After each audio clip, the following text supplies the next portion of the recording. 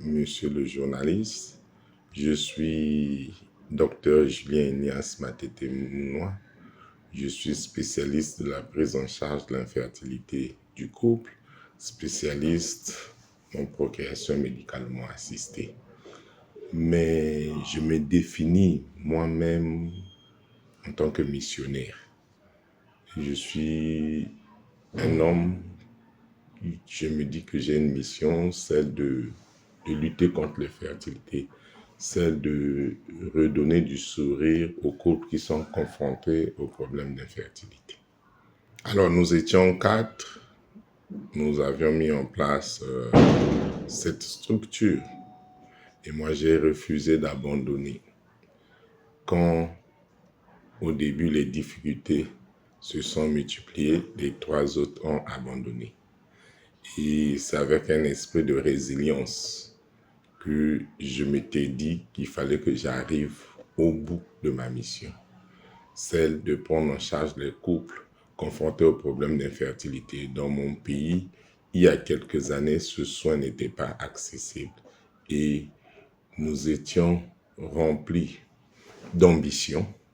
Et l'objectif pour nous, c'était ramener ce soin au Congo. Aujourd'hui, on peut être fier du travail accompli. Aujourd'hui, le Congolais, le citoyen congolais ne va plus à l'étranger pour aller bénéficier de ce soin qui est désormais disponible sur place. L'infertilité, les gens comprennent ce que c'est. L'OMS a déjà défini l'infertilité comme une maladie. Mais du fait de la stigmatisation, du fait de la discrimination, les gens ont honte d'aller à l'hôpital. Et souvent, ils se recroquevillent sur eux-mêmes ou bien ils se livrent à des vendeurs d'illusions, les charlatans, les féticheurs qui ne peuvent rien pour eux. Alors que la solution est à l'hôpital.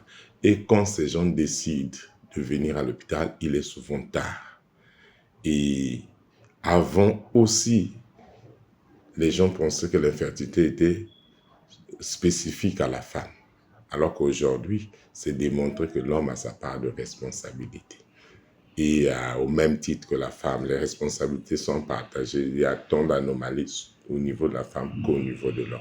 Au Congo, nous avons une structure qui s'occupe de la prise en charge de l'infertilité du couple, que ce n'est pas un sujet tabou, que quand, après une année de vie commune avec des rapports sexuels non protégés, une grossesse n'arrive pas, il serait souhaitable de se rapprocher du centre de la procréation médicalement assistée de la clinique Fondation Matete pour être prise en charge.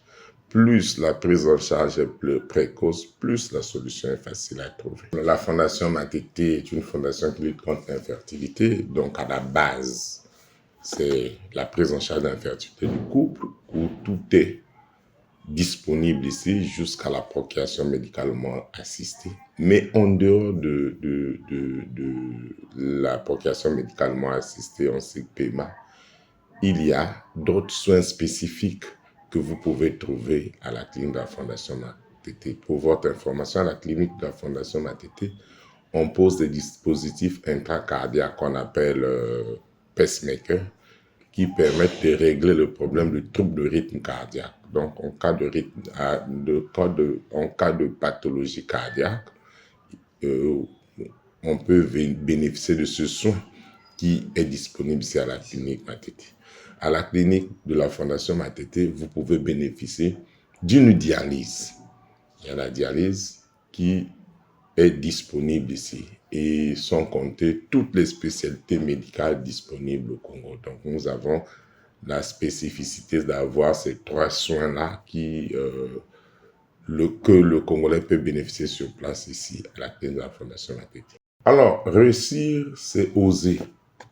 C'est essayer, commencer avec peu. Nous avons commencé avec peu, avec rien même, on va dire. C'est quand on commence qu'on réussit. C'est quand on ose qu'on réussit. C'est quand on rêve qu'on réussit. Quand on n'a pas essayé, on n'a pas rêvé, on n'a pas osé, on n'avancera pas. Alors, la réussite, c'est le travail, la discipline et la persévérance. Réussir égale travailler, discipline, persévérance. C'est ça qui donne la réussite. Alors que l'abandon, c'est la nonchalance, la paresse. C'est le contraire de l'autre. Si vous êtes paresseux, vous n'allez pas réussir. Mais si vous êtes discipliné, vous êtes travailleur, coûte que coûte, vous ajoutez la résilience, vous allez réussir. Ah non, pas du tout. Moi, je suis médecin et politique, oui. Médecin parce que je mets ma vie à la disposition de la population pour soigner la population. Politique, c'est dans le même cadre pour accompagner la population. La politique permet de mettre un environnement propice pour le développement, pour la réussite. Mais ce n'est pas la politique qui fait réussir. La politique, c'est l'art littéralement, c'est l'art de diriger la cité. Donc, en tant que politique, oui, j'accompagne la population. En tant que médecin, oui, je soigne. Mais il n'est pas nécessaire d'être politique pour réussir. Pour réussir en affaires, je vous ai dit, il faut oser entreprendre, travailler et être discipliné. La politique doit sécuriser, prouver que le cadre, l'environnement, le cadre est bon, il est sain. C'est la politique qui permet pour que les investisseurs arrivent, qu'ils soient rassurés qu'en investissant au Congo, mon investissement est sécurisé. C'est le rôle principal de la politique. Et puis, accompagner les entrepreneurs. Alors, le mien, je suis infertiliste et je suis spécialiste de la prise en charge de l'infertilité du couple. Chaque fois que je vois un couple couler les larmes de joie parce qu'un bébé est né, c'est ce qui m'impacte le plus. Chaque fois que je souris, j'ai atteint mes objectifs. Un grand esprit, c'est pas un homme qui a accumulé les titres et les richesses, non, loin de là.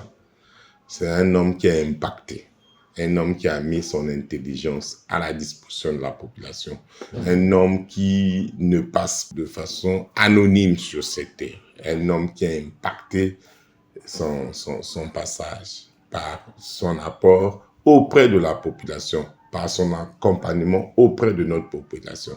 C'est celui-là pour moi le grand homme, loin de celui qui accumule les richesses, qui accumule les titres. Tout ça n'a pas de valeur.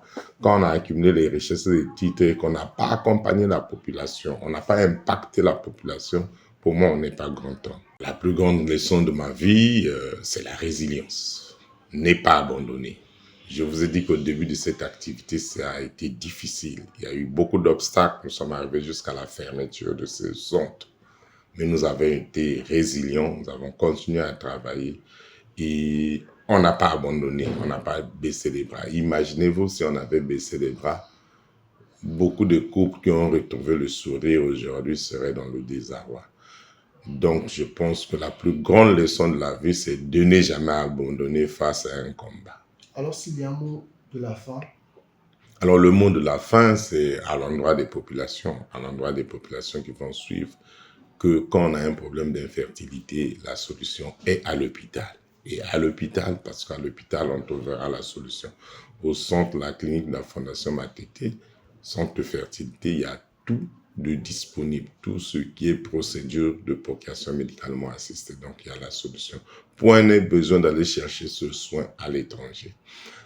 À l'endroit des pouvoirs publics, c'est un combat que nous menons, mais nous voulons être accompagnés par les pouvoirs publics parce que les coûts de la procréation médicalement assistée restent malheureusement élevés du fait des intrants que nous utilisons qui coûtent cher, des équipements qui coûtent très cher. Si l'État pouvait nous accompagner, si l'État pouvait nous déclarer centre d'utilité publique, cela ferait que nous ayons certaines exonérations dans l'importation des intrants et ça va soulager la population.